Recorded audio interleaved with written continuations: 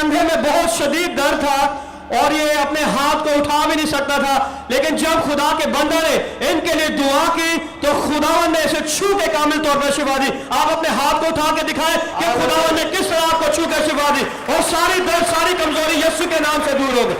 जोरदार तालियां बजाएं खुदावन के जलाल के लिए, जोरदार तालियां बजाएं। अगर आपने तारीफ करनी है तो यीशु के लिए तारीफ करें, किसी शख्स के लिए तारीफ